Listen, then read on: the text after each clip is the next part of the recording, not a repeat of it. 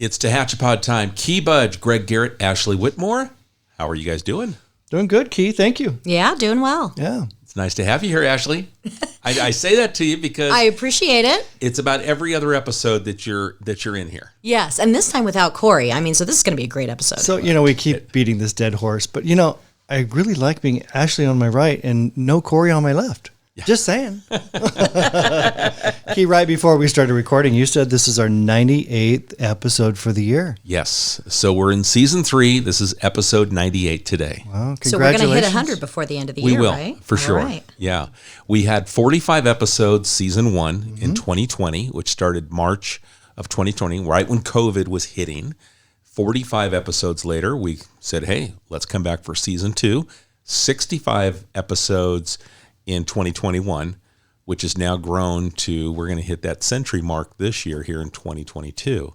And it just shows the amount of effort that it takes for me to produce and find the guests has lessened and lessened and lessened because people are coming and asking or saying, hey, can we share this? So it takes very little effort to have these conversations.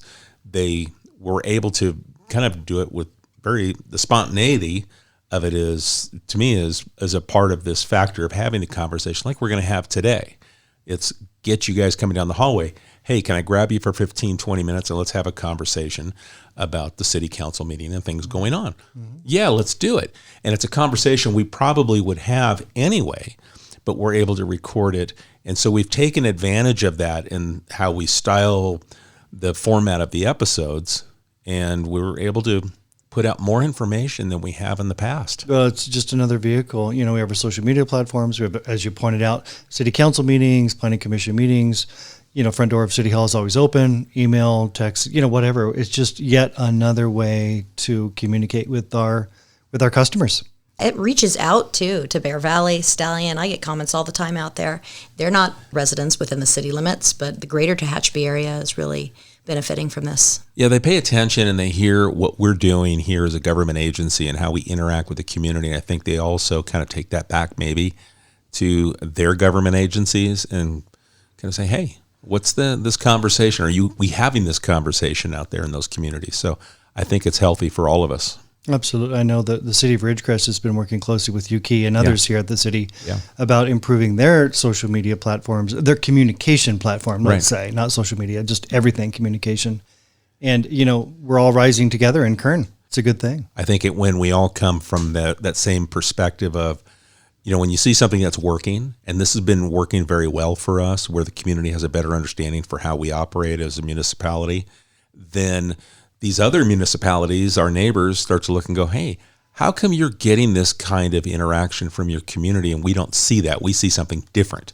And then we start to talk about the philosophy of getting information out as quickly as we can so you get it from the horse's mouth versus through rumor control or the troll that's on a keyboard warrior that creates their own version of what the truth is. So it's nice to see these other agencies adopting that as their philosophy. And we're always open for more too. If somebody else has an idea on a different platform, let us know. Exactly. Yeah.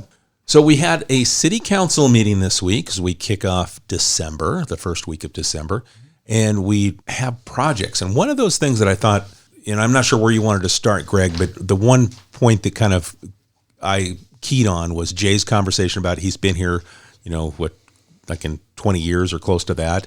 And in that time period, there's been 30 capital projects that have come through or more than that. It was in this one format of funding.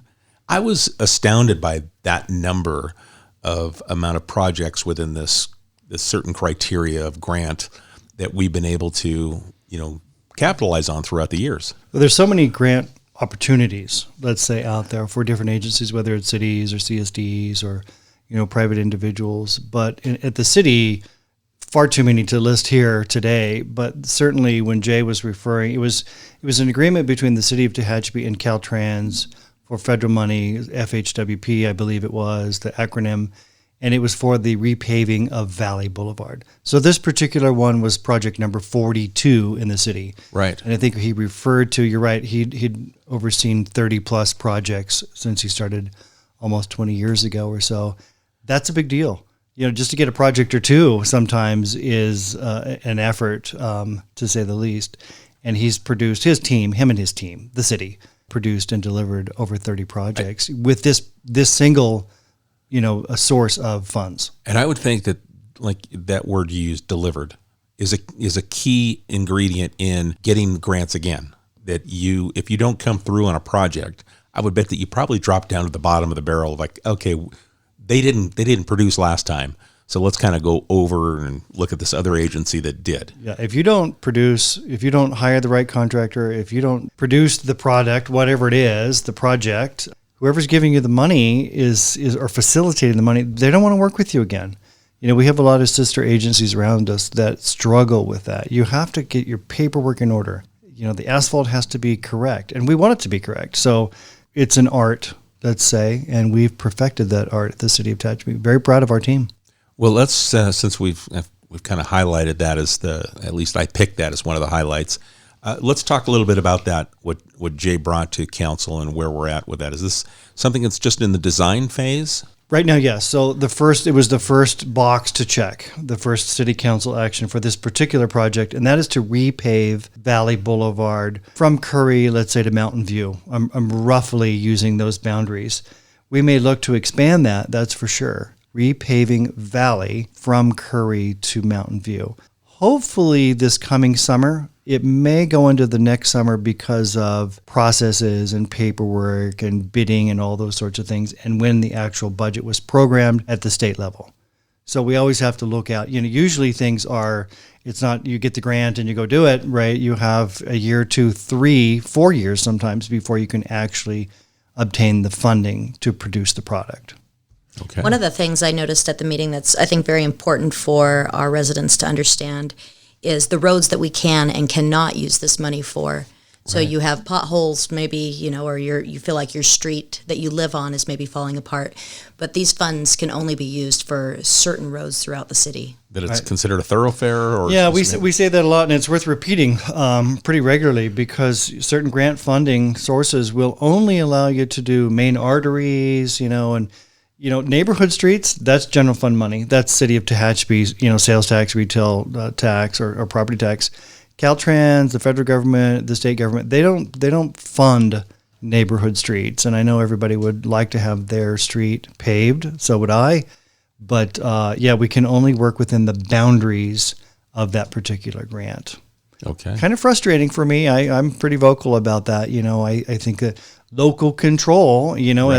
as we all know, the voters in the City of Tehachapi, they trusted us with the sales tax increase going from 7.25% to 8.25%, and they trusted us because they want us to continue to deliver product. And thank God we have that, because we'll continue to work at achieving greatness on every corner of our city. Well, you bring up Measure S, so let's talk about that briefly, because there may be some people listening that haven't heard what some of the results were, because it's taken an extended period of time to kind of get final or close to final results on this recent election. So Measure S was a proposition that the City Council agreed to put on the ballot for November. The voters of the City of Tehachapi, it required a simple majority, so 50% of the people that vote plus one vote. So we received about 58 and a little bit percent, which is a solid win. The County of Kern has not yet certified that vote, but I can certainly say that the residents trust the city to continue to do the right thing. They trust City Hall, and that was a vote of confidence. And I appreciate that and thank everyone for that in a big, big way, because we will continue to prioritize things like public safety and infrastructure. And thank goodness we're in control of our own destiny rather than allowing the state of California and others to manipulate us, to raid our coffers. We must be in control, and this puts us on the right course to remaining in control of our own destiny here in the City of Tehachapi. Okay. So, and with the passing of that, it means that the sales tax at our retail in the City of Tehachapi goes up 1 cent for every dollar.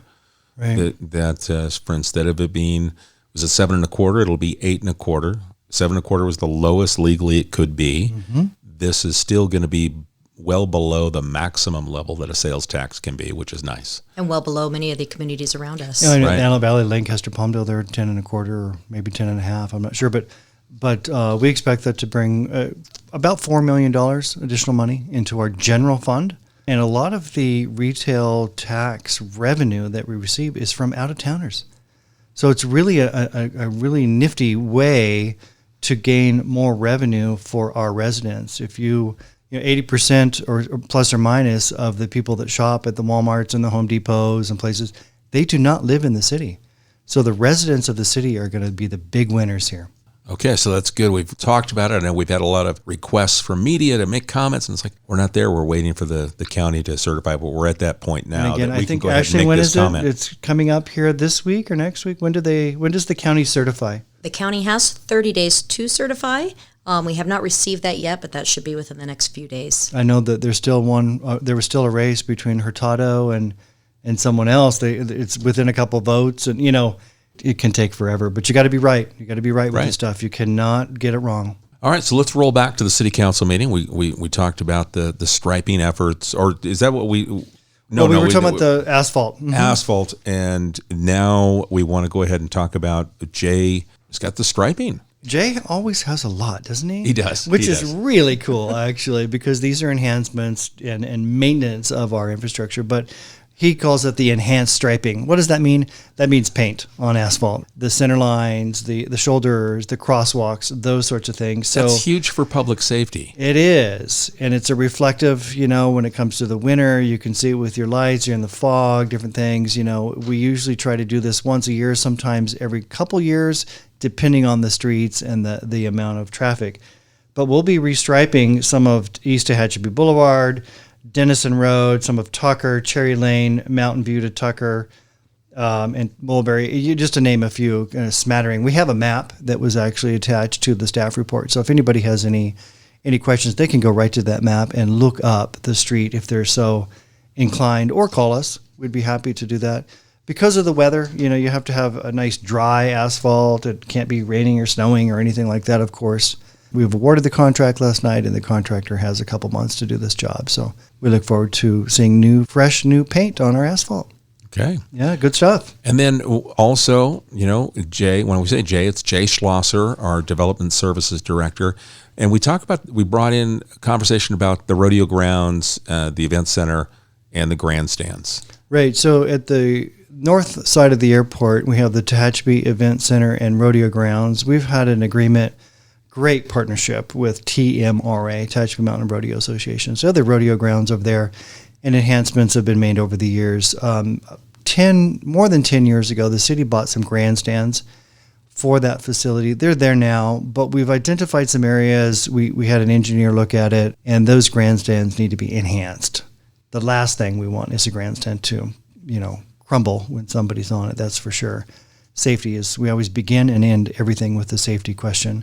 So we need to make some upgrades to those grandstands, and we've identified an engineer and a contractor that can do the work. So cross bracing, those sorts of things, so that the grandstands can be as safe as possible. So City Council agreed, and we're going to be moving forward with that project. It'll be done before the rodeo season, right? July 4th, we have the bull riding, and after that. But another good project. And then sticking with the rodeo grounds, Don Marsh, our Public Works Director, also presented an item to council. Right. So Ashley is our airport manager, and of course the entire north side of the airport, north of the runway, that's actually airport property, city property, but within our airport company.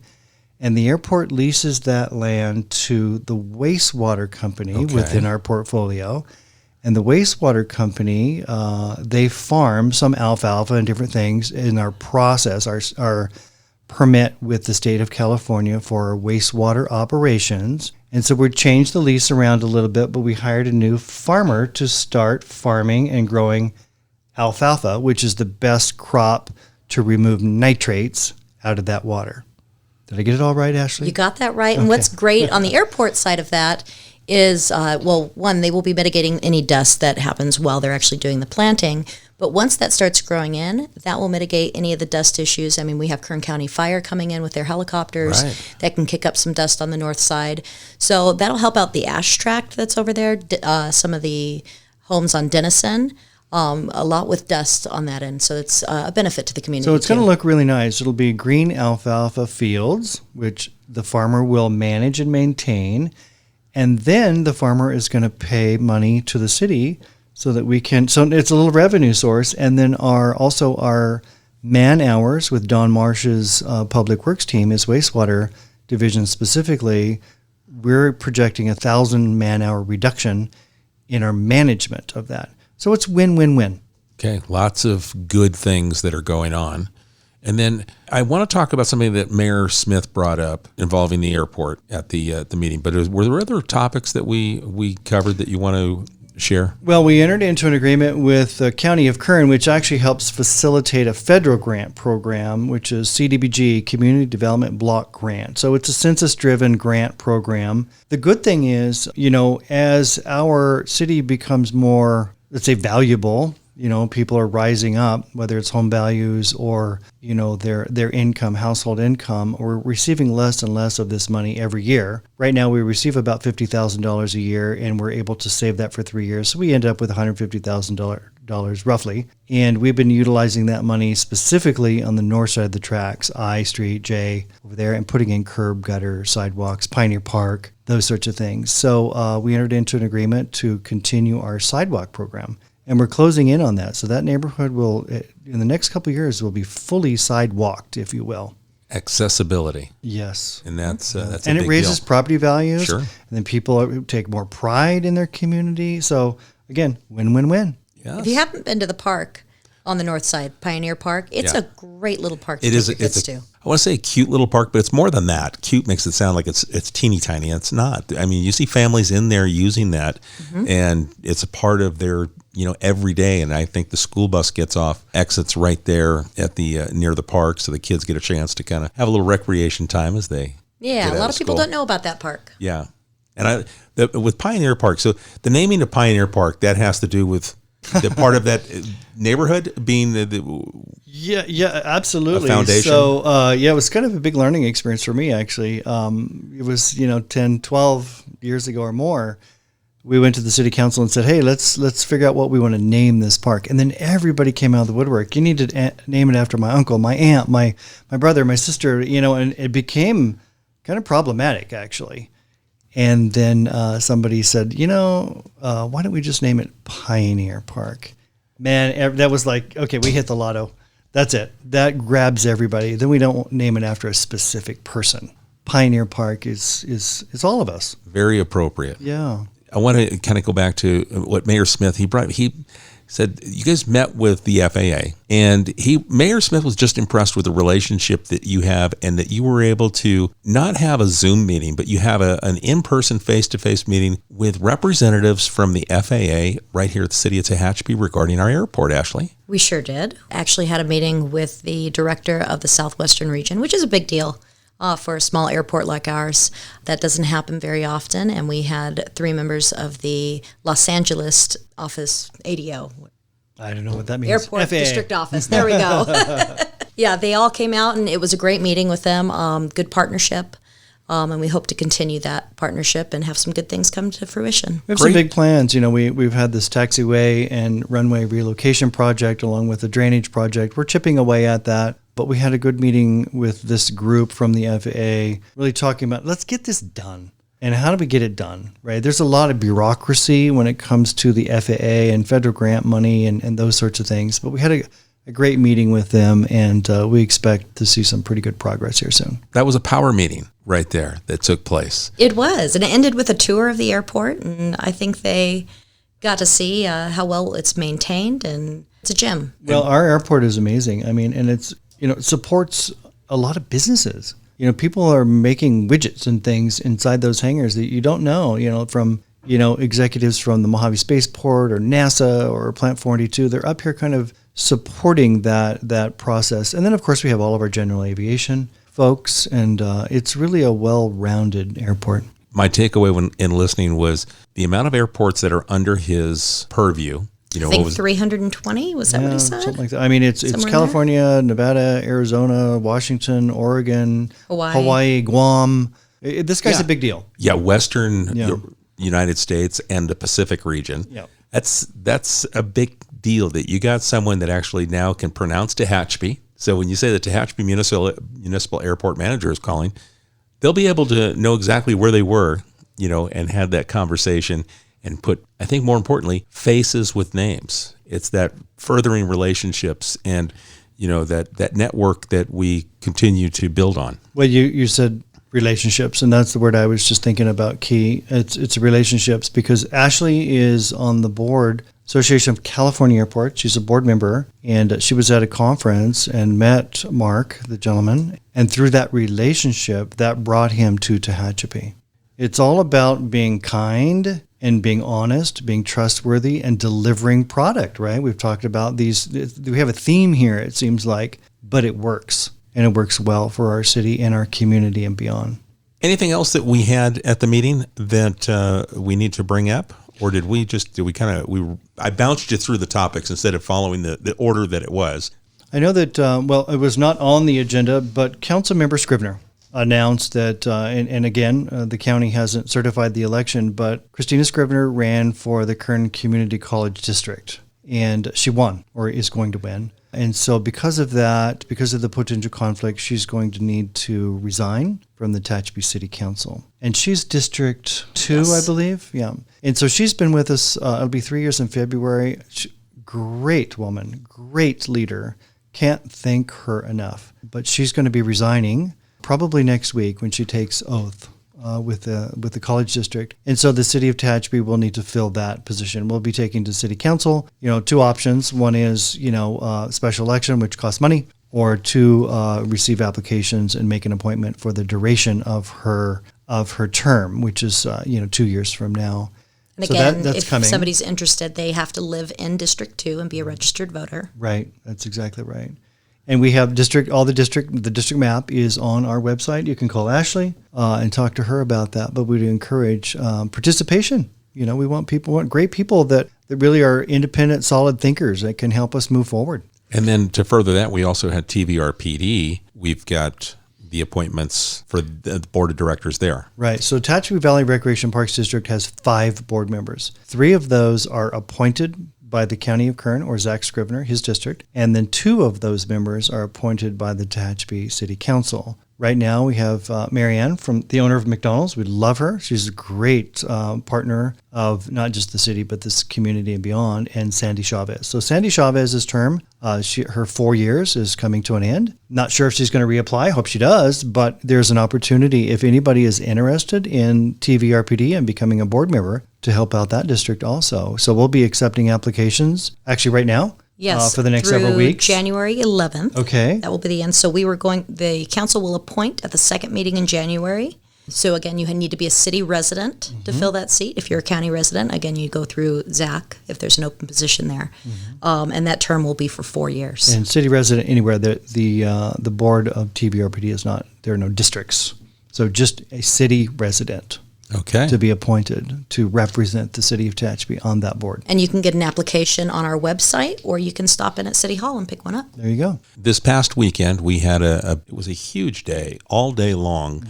There were activities and events on Saturday, December 3rd here in the city, starting with the Rotary's Breakfast with Santa. The library had its Christmas book fair, the depot with photos with Santa, the free movies over at the Hitching Post. They go on and on and on, right? It went on until like 10 o'clock at night. And thank you to all of the volunteers, because the things that we did on Green Street with the Tehachapi Hometown Christmas was really based on volunteerism and all of those special nonprofit groups that came forward. And there were some businesses as well that were there, but it was really in support of all of these different nonprofits to give the community a Christmas feel. Right. And it wasn't over the top. It was not commercialized, and it certainly wasn't for everyone. It was for the kids. Anywhere from 3 to 12 years old or something, and their optics are different than the adult optics. There was so much to do, the coloring, the letters to Santa, like you, Key, I cannot thank everybody enough. It was our first year. It was a test. We all passed, and I'm sure that we'll do it again. Now, to think follow so. up on letters to Santa, if your kid writes a letter to Santa and you were not able to drop that in the box at the event, the mailbox is over by the Christmas tree on Tehachapi Boulevard. And check out the beautiful paint job Scott's Auto Body and Lynn Bennett did the writing on it. So it just, yet another example of community involvement. And thanks to our postmaster for getting that box That's right. Getting it up from Van Nuys to donate that for that purpose for the community, and that Santa Claus endorsed it. Yep. And for those that came to the event, Key, you put together a survey, correct? That's on our Facebook? We did, yeah. So out on our social media right now, on our Twitter and our Facebook page, we put together a quick little survey to ask if you attended, what did you hear about it, how can we improve, would you attend next year if we did it again? So very simple, it takes less than a minute, it's like 5 quick questions. And if you'd like, you can always send us an email and give us more detail if you feel stronger about the event one way or the other. Love to hear it.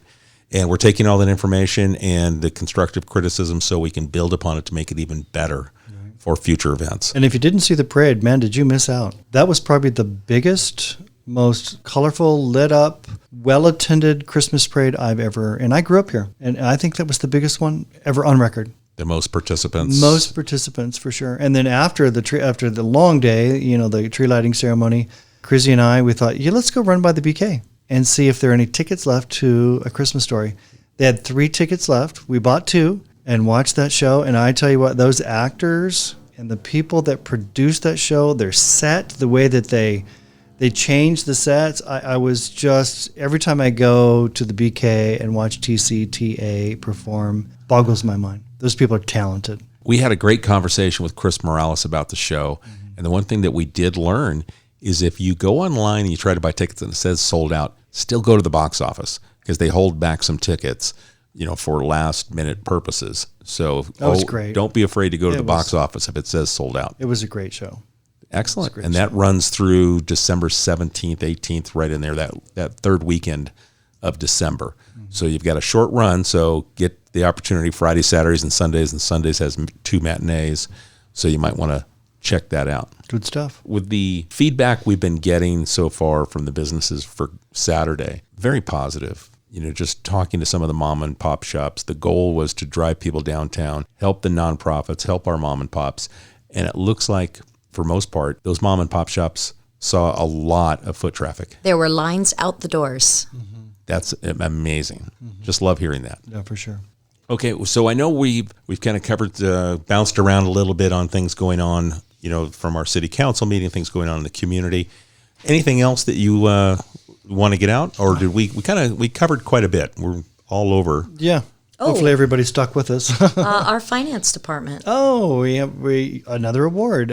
So these awards are not just because we want to put a certificate on the wall, but you have to meet a minimum criteria, and that criteria every year gets stronger and stronger. And so with the GFOA, Government Finance Officers Association, they awarded us the Excellence of Finance? Excellence of Finance. Thank you. I should have had that right on the tip of my tongue. Excellence of Finance. So it's how we manage the books and how we manage your dollars, right? Our budgeting and how we produce all these documents and different things. And it's not an easy task. It's not like QuickBooks where you just at home, not to say that that's not challenging, but certainly there's so many, we talk about grants and the different fundings and where the money comes from. And, we have 8 different companies that we run and different things. So we continue to push ourselves harder and harder and achieve that goal. And year over year, this is, I believe, the 4th year in a row that our finance department has achieved that milestone. And it's really proud of them.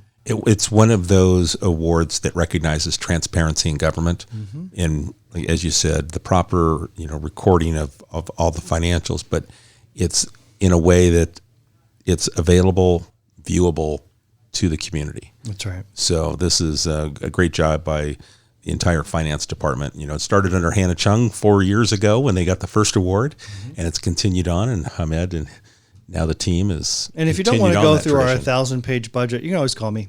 Yeah.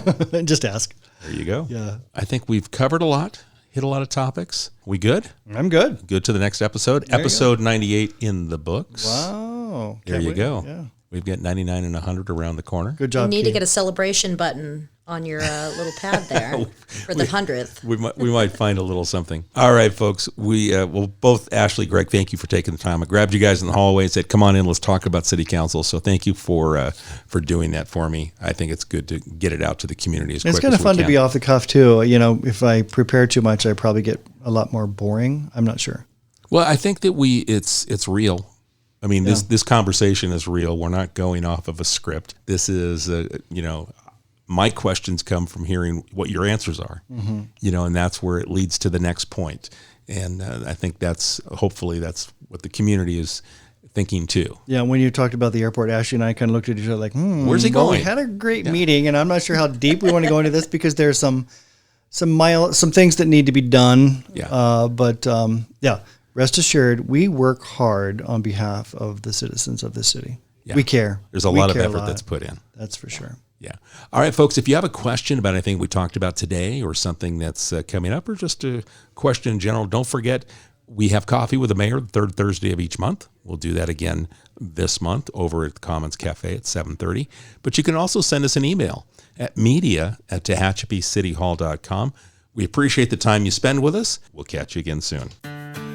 Tehachapod is a conversation about Tehachapi designed for the people who live here or who would like to know more about this mountaintop community. If you have a question you would like answered, email media@tehachapicityhall.com. We will try to answer it on a future episode of Tehachapod.